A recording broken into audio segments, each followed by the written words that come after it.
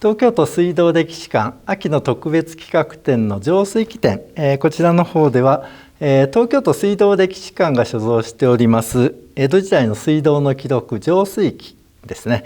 こちらの方の年に一度の一般公開を行っております。今回ですけども、江戸時代中期に青山、三田、千川、亀有という4つの浄水があったんですが、こちらが、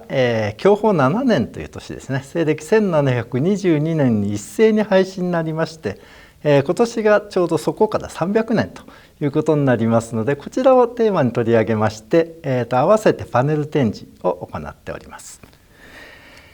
こちらがその浄水器展の、会場になるんですけども、まずは東京都の有形文化財であります浄水器について簡単にご説明をしていきたいと思います。浄水器ですけども、こちらの方は寛政3年、西暦で言いますと1791年ですね。この年に、当時、浄水の、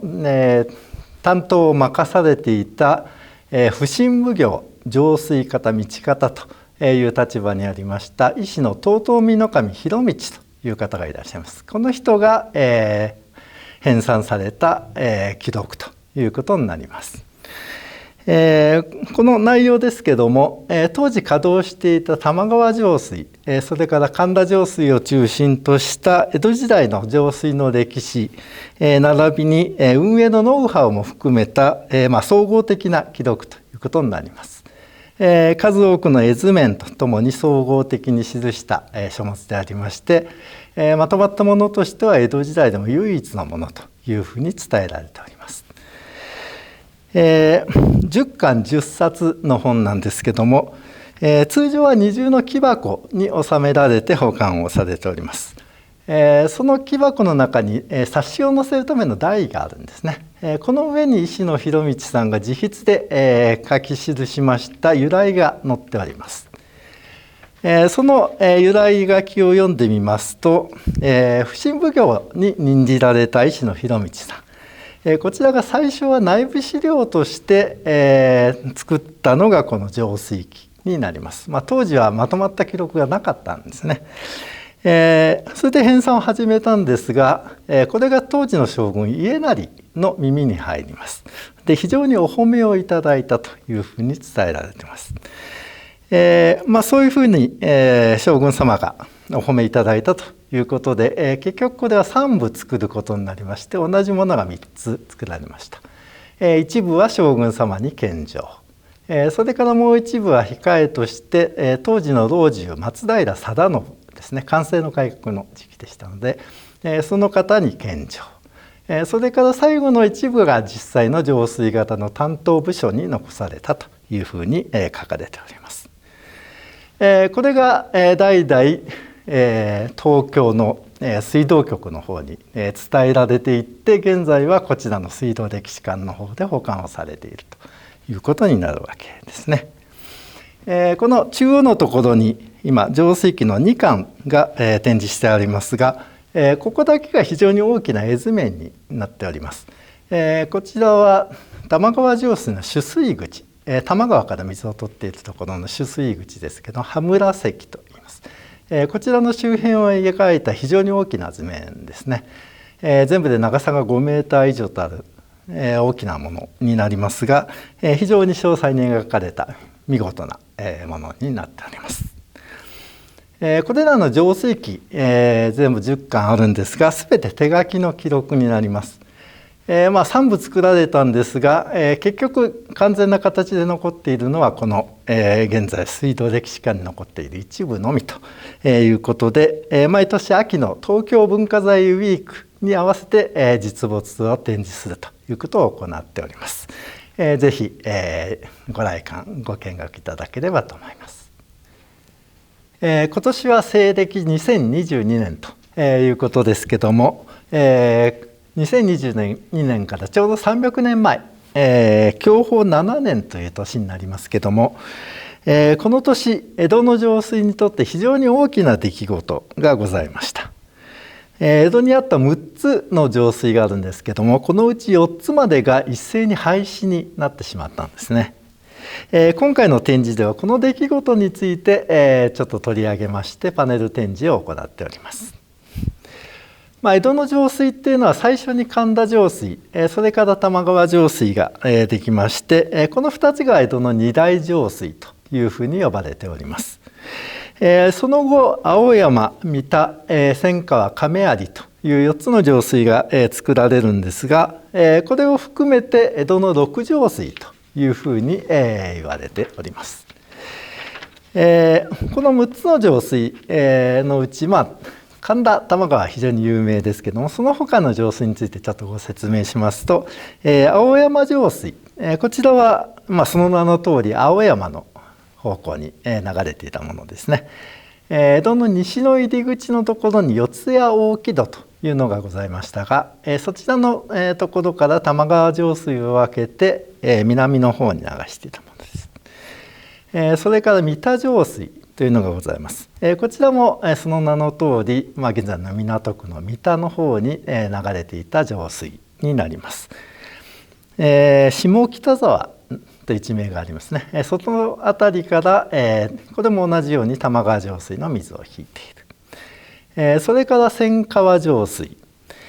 こちらは少し上流になりますけども、宝谷村、西東京市ですね。その辺りから分水をしまして、同じく玉川上水から水を引いた上水になります。それからもう一つ亀有上水、一般には本所上水と呼ばれることも多いんですけども、こちらの方は亀有とかあと本所の辺り、現在の葛飾区とか墨田区の辺りですね、この辺りに引かれていた上水になります。唯一隅田川よりも東側に存在をした上水ですね。江戸の上水っていうのは基本的に高いところから低いところに水を流すという原理で水を送ってますので、西側が東京の場合は高いので西から東に向かって大体水を流すんですね。ただ隅田川よりも東側には西側から水を送ることができないので、亀有上水だけは元荒川と言われる、いわゆる荒川水系から水を引いている、ちょっと変わった系統の上水ということになります。神田上水、玉川上水の後から作られた4つの上水ですけども、これらは江戸の周辺部に水を送っておりました。古いものは青山上水、あるいは亀有上水、それから新しいものが千川上水で、こちらの方は五代将軍綱吉の時に作られたと言われております。最も新しい千川上水が作られたのが元禄9年になります。こちら1696年ですけども、そこからわずか26年後の享保7年ですね、1722年、これら新しく作られた4上水が一斉に廃止になってしまうということになります。この時町にお筆書きが出されるんですけども、この筆書きの内容を見てみますと、これらの上水、新しく作られた4つの上水は後から作ったものであるということで、だから廃止するんだと、そういうふうに書かれているんですね。なんで新しく作ったものは廃止になるんだっていうのがちょっと分かりにくいところで、これが従来謎とされているんですが、その理由としていくつか説がございます。亀有上水、隅田川の東側にある唯一の上水ということなんですが、こちらにつきましてはお筆書きに一言別の文言があるんですね。通水が悪いと、これが記述されております。ですのでおそらく亀有上水に関してはそれが理由だったんだろうということも考えられているわけですね。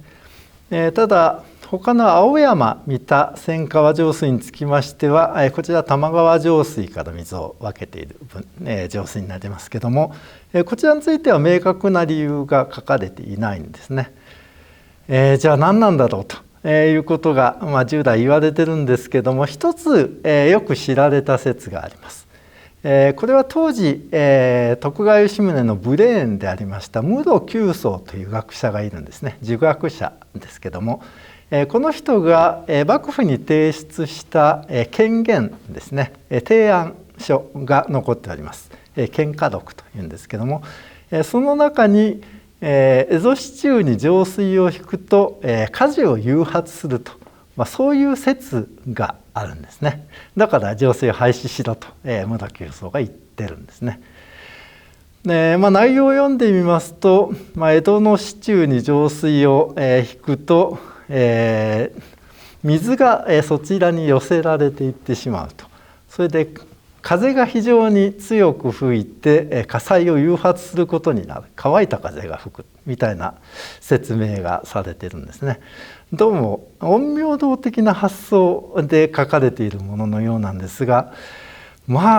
いくらなんでも江戸時代とはいえ当時ある程度科学的な時代にもなりつつありますので、これがそのまま真に受けられたかどうかっていうとちょっと疑問が残るわけですね。ただそういう書物も残っておりますので、一説としては考えられるということは言えます。現実的なところを考えてみますと、当時吉宗の時代ですので享保の改革というのを行っております。この享保の改革の重要なテーマの一つとして神殿開発があるんですね。で多摩の方もいろんな神殿開発をしておりまして、そこに玉川上水の水をたくさん使っております。青山上水や三田上水、千川上水は玉川上水から水を引いておりますので、そちらに水を使ってしまうと、農耕に使う水が減ってしまうと。ですからできるだけ農耕用に水を確保するために、これら余分な3つの上水は廃止にしてしまって、その分を農耕用に回そうと、そういうふうに考えられたんじゃないかと。これがちょっと一つ有力な説として、現在伝えられているわけですね。ただそのことを具体的に示した資料というのは今発見されておりませんので、実際のところはまだまだ謎ということが言えます。そういうことで、結局この4つの上水は廃止ということになってしまうんですけども、実は青山上水を除く3つの上水は、その後も活用されております。三田上水と千川上水、こちらは玉川上水から水を取っていたものですけども、こちらは用水という名前になりまして、農耕用に使われていました。上水っていうのは基本江戸市中の飲み水に使うものですが、用水っていうのは灌漑用ですね。田畑に使うための水ということで利用を続けられていたというふうに言われております。それから唯一隅田川の東にあった亀有上水ですが、こちらは水路の部分が活用されています。灌漑用にも使われるんですが、船を通すためにも使われていたんですね。有名な歌川広重の名所江戸百景という浮世絵がございます。こちらに世継ぎ通り引舟というタイトルのものがあるんですが、こちらはもともと亀有上水だった水路を船が通っていて、それを人が引っ張って、綱をつけて引っ張るんですね。そうして、運送用に使っていると、そういう風景が描かれているものになります。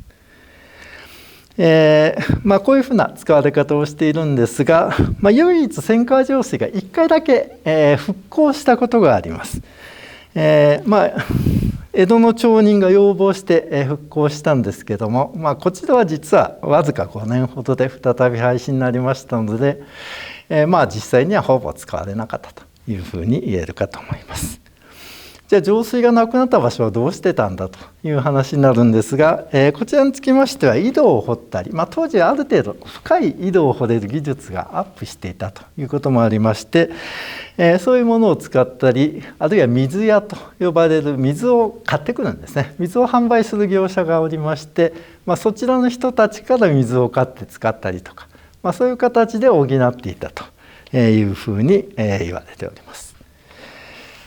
こういうふうにして江戸時中の上水が機能していくわけですけども、4上水廃止になった後は神田上水、それから玉川上水だけが残っていきます。